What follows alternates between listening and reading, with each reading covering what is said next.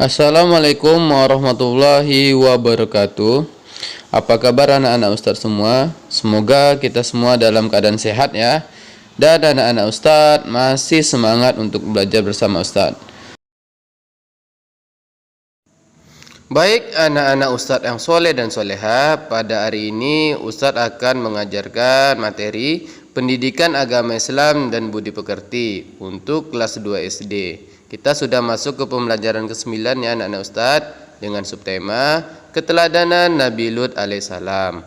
Baik anak-anak Ustadz, sebelum kita masuk materi, Ustadz akan jelaskan terlebih dahulu tujuan pembelajaran kita, yaitu yang pertama, meyakini kebenaran kisah Nabi Lut alaihissalam.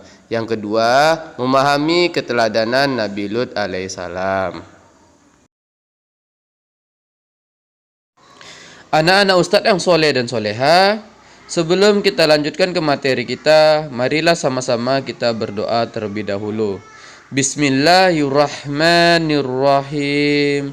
Rabbi zidni ilman warzuqni fahman. Amin. Semoga dengan kita berdoa tadi, Allah Subhanahu wa taala akan meridhoi pembelajaran kita, sehingga anak-anak Ustadz dapat menangkap apa yang Ustadz sampaikan dan dapat bermanfaat. Baik anak-anak Ustadz yang soleh dan soleha, sekarang kita masuk ke bagian yang A ya, yaitu kisah Nabi Lut alaihissalam. Nabi Lut alaihissalam merupakan nabi yang ketujuh. Nabi Lut merupakan keponakan dari Nabi Ibrahim. Ayahnya bernama Haran bin Tareh, saudara kandung dari Nabi Ibrahim alaihissalam. Istrinya bernama Wali'ah. Nabi Lut memiliki dua putri, yaitu Raisa dan Zokrata. Nabi Lut alaihissalam sejak muda sudah ikut berdakwah bersama Nabi Ibrahim alaihissalam. Suatu hari, Nabi Lut diperintahkan oleh Allah Subhanahu wa taala untuk meninggalkan negeri Mesir dan menuju kaum Sodom di kota Al-Gaur. Sekarang letaknya di dekat Baitul Maqdis. Setibanya di kota tersebut, Nabi Lut sangat terkejut karena kemaksiatan terjadi di mana-mana. Patung dewa dan dewi disembah dengan sesaji mahal, dan mereka menyukai sesama jenis. Yang laki-laki menyukai laki-laki, dan yang perempuan menyukai perempuan. Di kota Sodom, Nabi Lut dan pengikutnya memulai dakwah agar kaum Sodom kembali ke jalan yang lurus dan mau menyembah Allah Subhanahu wa taala. Namun, kaum Sodom tidak tinggal diam dengan perbuatan Nabi Lut alaihissalam yang terus mendakwahi mereka. Mereka menolak dakwah yang disampaikan oleh Nabi Lut alaihissalam. Mereka mencoba mengusir Nabi Lut dan juga pengikutnya. Nabi Lut masih sabar karena Nabi Lut merupakan nabi yang sangat disiplin dalam menyampaikan dakwahnya dan juga dalam beribadah kepada Allah Subhanahu wa taala. Suatu malam, Allah Subhanahu wa taala mengutus dua orang malaikat untuk menemui Nabi Lut alaihissalam. Malaikat ini menyamar menjadi dua orang pemuda yang tampan. Nah, karena ketampanan mereka, ini mengakibatkan kaum Sodom sangatlah tertarik kepada mereka, sehingga mereka berbondong-bondong menyerbu rumah Nabi Lut alaihissalam.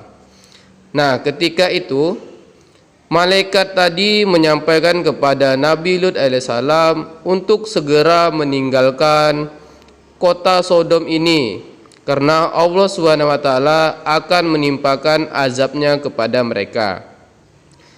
Oleh sebab itu, Nabi Lut beserta keluarga dan pengikutnya diperintahkan untuk meninggalkan kota Sodom ini, agar mereka terhindar dari siksa azab dari Allah Subhanahu wa taala.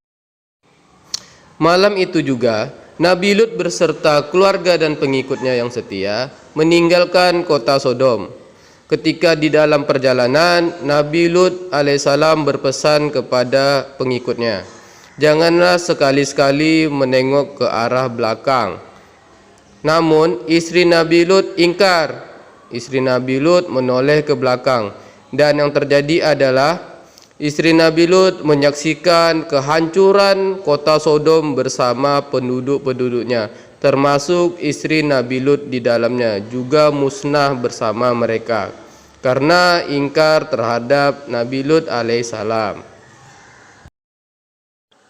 Allah Subhanahu wa taala menimpakan azab kepada kaum Nabi Lut, yaitu kaum Sodom, dengan gempa bumi yang sangat dahsyat, hujan batu dan juga angin yang kencang. Seketika kota Sodom dan juga penduduknya ditenggelamkan ke dasar bumi oleh Allah Subhanahu wa taala. Baik anak-anak Ustadz yang soleh dan soleha, setelah mendengarkan cerita dari Ustadz tentang Nabi Lut alaihissalam tadi, kita akan membahas hikmah keteladanan dari Nabi Lut alaihissalam. Yaitu yang pertama, Nabi Lut selalu disiplin dan bertanggung jawab dalam menjalankan segala perintah dari Allah Subhanahu wa taala. Yang kedua, Nabi Lut tidak pernah berputus asa untuk mengajak kaumnya kembali ke jalan yang benar. Yang ketiga, Nabi Lut terus berdoa kepada Allah Subhanahu wa taala agar kaumnya dapat kembali ke jalan yang benar. Anak-anak Ustadz yang soleh dan soleha, alhamdulillah materi kita pada hari ini telah selesai. Ustadz harapkan anak-anak Ustadz mengulang pembelajaran kita di rumah ya, dan anak-anak Ustadz dapat memahami dan dapat paham pelajaran kita hari ini. Baik, Ustadz akhiri pembelajaran kita. Wassalamualaikum warahmatullahi wabarakatuh.